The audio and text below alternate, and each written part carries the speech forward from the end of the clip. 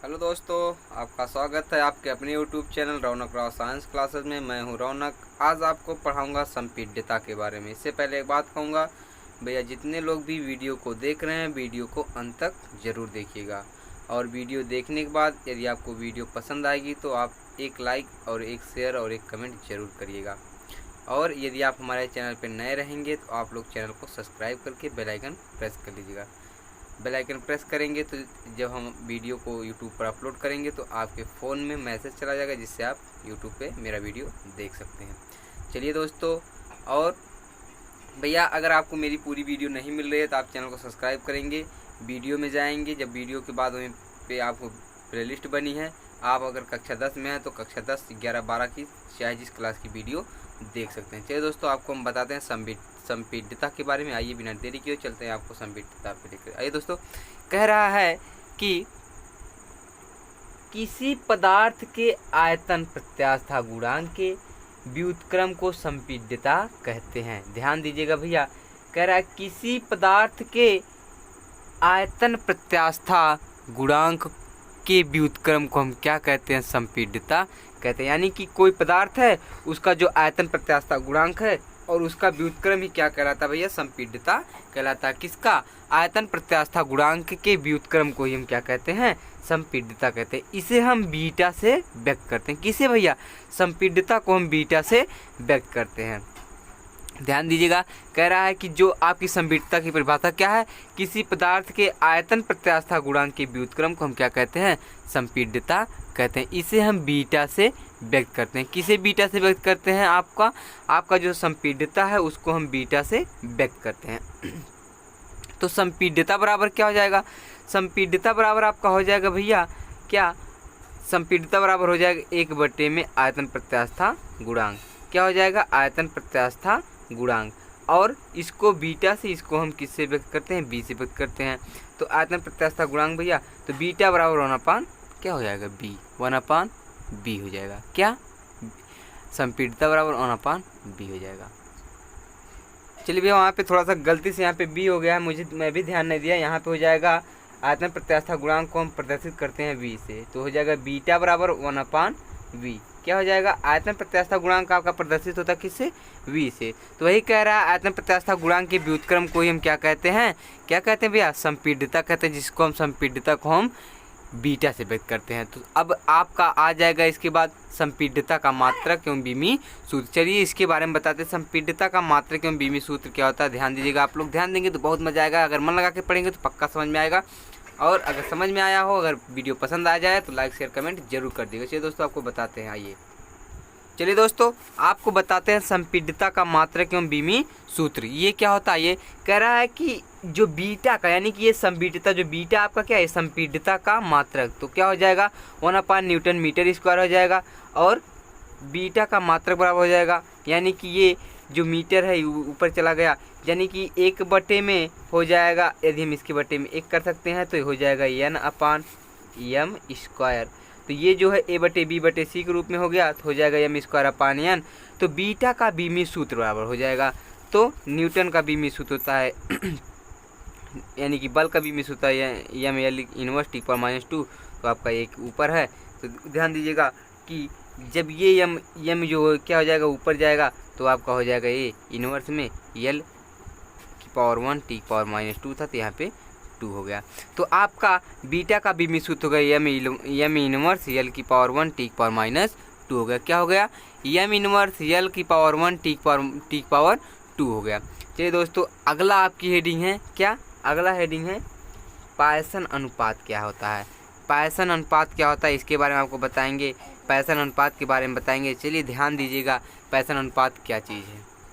आइए दोस्तों, आपको पायसन अनुपात के बारे में बताते हैं। देखिए आपका ये फिगर है, ध्यान दीजिएगा, ये फिगर आपका है। यहाँ से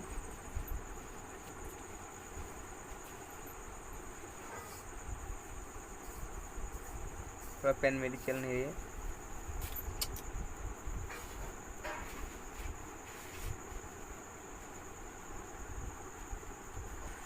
चलिए दोस्तों, आपको बताते हैं पायसन अनुपात के बारे में। देखिए आपका फिगर है, ये देखिए आपका जो ये आपका आप जानते हैं कि ये कैसा आकार इसका? ये बेलना आकार है। यहाँ से इसकी क्या है? ये आपकी डी है, ये इसकी चौड़ाई जो है। और यहाँ से ये यानी कि ये क्या आपका जो ऊपर गया वो डेल्टा डी है, इस पे एफ बल लगा हुआ है, यहाँ पे भी देखिए भैया एफ बल लगा हुआ। इसकी पूरी लंबाई क्या है, पूरी लंबाई आपकी क्या है, पूरी लंबाई भैया यल है। और यहाँ से यानी कि यहाँ से यहाँ तक की, यहाँ से यहाँ तक की लंबाई क्या है आपकी यल है। ये कह रहा है पूरी लंबाई यहाँ से डी तक की, यानी कि यहाँ तक की लंबाई ये कह रहा है यल प्लस डेल्टा यल है। और अब यही कह रहा है यहाँ से, जब यहाँ से इसकी चौड़ाई क्या है डी है, इतनी चौड़ाई निकाल दिया जाएगा तो हो जाएगा डी माइनस डेल्टा डी, यानी कि ये चौड़ाई आपकी आ गई। चलिए दोस्तों, ये आप फिगर तो समझ ही गए होंगे, फिगर नहीं समझे तो एक बार फिर से देख लीजिए।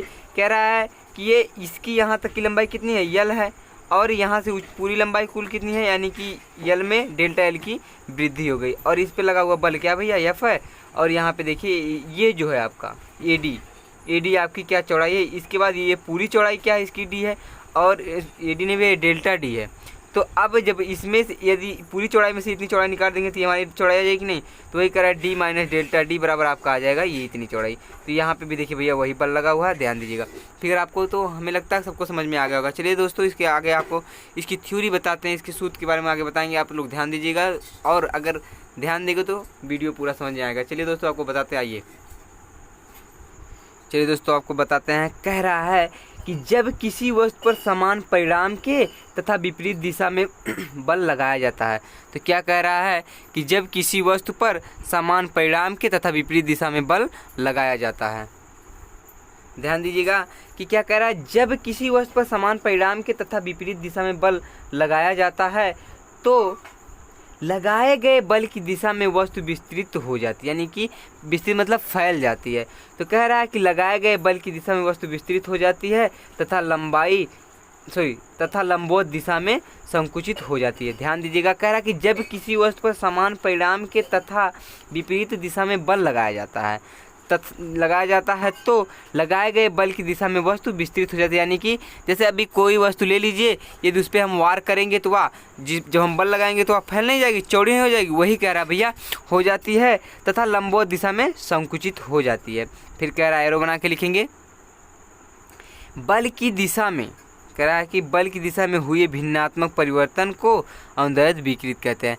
कह रहा है कि जो बल की दिशा में जो भिन्नात्मक यानी कि जो उसके विपरीत दिशा में भिन्न परिवर्तन हुए हैं, क्या है, उसी को हम क्या कहते हैं, अनुदैर्ध्य विकृत कहते हैं। किसे अनुदैर्ध्य विकृत कहते हैं, जो बल की दिशा में हुए भिन्नात्मक परिवर्तन यानी कि जो अन्य परिवर्तन हो, उसी को हम क्या कहेंगे, अनुदैर्ध्य विकृत कहेंगे। चलिए दोस्तों, इसके अगला नंबर देखिए, एरो बना के लिखिएगा, बल की लंबवत दिशा में हुए भिन्नात्मक परिवर्तन को पारदर्शक विकृति कहते हैं। यानी कि जो बल की दिशा में, बल के लंबवत दिशा में हुए भिन्नात्मक परिवर्तन को क्या कहते हैं, पारदर्शक विकृति कहते हैं। क्या कहते हैं, पारदर्शक विकृति कहते हैं।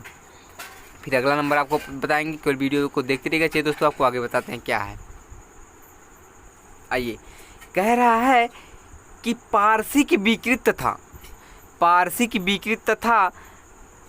विकृत के अनुपात को पारसन अनुपात कहते हैं। क्या कहते हैं, पारसिक विकृत तथा अनुदैर्ध्य विकृत के अनुपात को हम क्या कहते हैं, पारसन अनुपात कहते हैं। इसे हम किससे व्यक्त करते हैं, इसे हम सिग्मा से व्यक्त करते हैं। जो पारसन अनुपात है उसको हम किससे व्यक्त करते हैं, उसको हम सिग्मा से व्यक्त करते हैं। ध्यान दीजिएगा, यही आपकी मेन परिभाषा है। पारसिक विकृत तथा अनुदैर्ध्य विकृत के अनुपात को क्या कहते हैं, पारसन अनुपात कहते हैं। इसे हम किससे व्यक्त करते हैं, इससे हम सिग्मा से व्यक्त करते हैं। ये आपकी परिभाषा है भैया, ये आपकी क्या है, ये आपकी परिभाषा है। क्या ये परिभाषा है, पारसिक विकृत तथा अनुदैर्ध्य विकृत के अनुपात को हम क्या कहते हैं, उसी को हम कहते हैं क्या, पारसन अनुपात कहते हैं। इसे हम सिग्मा से व्यक्त करते हैं। इसे हम किससे व्यक्त करते हैं, सिग्मा से व्यक्त करते हैं। चलिए दोस्तों, आपको आगे इसकी थ्योरी बताया, जो आपको फिगर हमने बताया, फिगर दिखाया ना, उसके बारे में बताएंगे। कह रहा है, माना किसी तार की प्रारंभिक लंबाई यल है, हमने आपको फिगर दिखाया ना, माना किसी तार की प्रारंभिक लंबाई यल है, इसके दोनों सिरों पर समान परिमाण के दो बल एफ कामा एफ लगे हुए हैं। हमने दिखाया ना, एक बल यहाँ पे था, ये नीचे की तरफ, एक ऊपर की तरफ लगा था। कह रहा है फिर विपरीत दिशा में लगते हैं, जिससे इसके लंबाई में डेल्टा एल की वृद्धि हो जाती है। किसकी वृद्धि हो जाती है, डेल्टा एल की वृद्धि हो जाती है। तथा मोटाई, यानी कि मोटाई मतलब वही चौड़ाई, मोटाई मतलब क्या होता है, चौड़ाई, तथा मोटाई में डेल्टा डी की क्या हो जाती है, कमी होती है। वहाँ से देखिए अभी आपने देखा ना कि डी में से डेल्टा डी घटाया गया था और इसमें क्या था, जो उसकी लंबाई एल थी उसमें डेल्टा एल जोड़ा गया था, इसलिए उसमें डेल्टा एल की वृद्धि हो गई है और इसमें डेल्टा डी की क्या हो जाएगी भैया, डेल्टा डी की कमी हो जाती है। फिर कह रहा है अनुदैर्ध्य विकृत बराबर क्या होता है, अनुदैर्ध्य विकृत बराबर होता है डेल्टा एल अपान यल, यानी कि जो डेल्टा एल है लंबाई में हुआ परिवर्तन है, ये जो आपका क्या प्रारंभिक लंबाई है। क्लियर है, चलें आगे। चलिए दोस्तों आपको आगे बताते हैं, वीडियो को अंत तक देखते रहिए, बहुत मजा आएगा भैया। चलिए दोस्तों आपको बताते हैं, कह रहा अनुदैर्ध्य विकृत बराबर, अनुदैर्ध्य विकृत बराबर अभी आपने जाना ना डेल्टा एल अपान यल, कह रहा है पारदर्शक विकृत बराबर। चलिए दोस्तों कह रहा है कि अभी हमने आपको बताया अनुदैर्ध्य विकृत डेल्टा एल अपान यल है, तो कह रहा है पार्श्विक विकृत बराबर, पार्श्विक विकृत बराबर क्या है, डेल्टा डी अपान क्या है, ये डी है। ये डी आपकी क्या है, प्रारंभिक है, प्रारंभिक लंबाई है, प्रारंभिक मोटाई है, और जो ये क्या है, ये परिवर्तन डी, यानी कि परिवर्तन मोटाई आपकी डेल्टा डी है। तो क्या रहा है कि पायसन अनुपात बराबर क्या है, पायसन अनुपात बराबर क्या होगा, पार्श्विक विकृत बटे में अनुदैर्ध्य विकृत, पार्श्विक विकृत आपकी ये आई है, अनुदैर्ध्य विकृत ये आई, दोनों को रख दीजिए। तो इस ये पायसन अनुपात को किससे प्रदर्शित करते हैं भैया, पायसन अनुपात को हम सिग्मा से प्रदर्शित करते हैं। सिग्मा बराबर हो जाएगा पार्श्विक विकृत आपकी क्या है, डेल्टा डी अपान डी, और अनुदैर्ध्य विकृत आपकी आई डेल्टा एल अपान एल। तो अब ये बन गया ए बटे में बी बटे में सी बटे में डी। तो जब ये ऐसा भिन्न बन जाता है तो ए जो डी वाला होता है ए के पास चला जाता है, बी वाला आ जाता है सी के पास। चलिए लेके चलिए आपको दिखाते हैं। तो सिग्मा बराबर क्या हो जाएगा भैया, सिग्मा बराबर हो जाएगा डेल्टा डी गुणे में एल बटे में डेल्टा एल गुणे में डी, यही आपका ये प्राप्त हुआ। चलिए इसके आगे आपको हम समझाते हैं, केवल आप लोग वीडियो में बने रहिएगा। और वीडियो को देखने के बाद यदि आपको वीडियो पसंद आती है तो एक लाइक भैया ज़रूर कर दीजिएगा, लाइक ज़रूर करिएगा, लाइक करिएगा, शेयर ज़रूर कर दीजिएगा, और चैनल को सब्सक्राइब कर लीजिएगा यदि हमारे चैनल पे आप नए होंगे तो। चलिए दोस्तों आपको बताते हैं।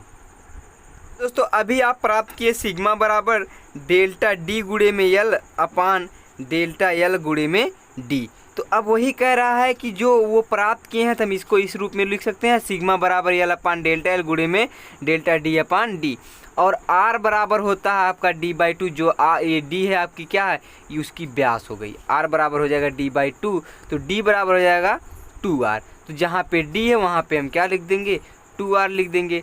तो जहाँ पे अगर डेल्टा डी है वहाँ पे 2 डेल्टा आर लिख देंगे। तो वही चलिए दोस्तों आपको दिखाते हैं। तो एल अपान डेल्टा एल, यहाँ पे देखिए, यहाँ पे जैसे हम एक स्टेप देखिए शॉर्ट कर दिए हैं, सिग्मा बराबर एल अपान डेल्टा एल गुणे में 2 डेल्टा आर बटे में क्या 2r। तो 2 से 2 कैंसिल हो जाएगा, तो यही ना प्राप्त होगा हमें। तो सिग्मा बराबर प्राप्त हो गया एल अपान डेल्टा एल। क्या प्राप्त हुआ, सिग्मा बराबर हमें प्राप्त हो गया एल अपान डेल्टा एल। और यहाँ से देखिए आपको ये गुणे में डेल्टा आर अपान आर, तो यहाँ से 2 से 2 कैंसिल हो गया, आपका क्या प्राप्त हुआ, हमें सिग्मा बराबर प्राप्त होगा एल अपान डेल्टा गुणे में डेल्टा आर अपान आर। यही आपका क्या पायसन अनुपात आपका प्राप्त हो। ये जो फार्मूला आपका प्राप्त हो भैया, यही पायसन अनुपात का फार्मूला आपको प्राप्त हुआ।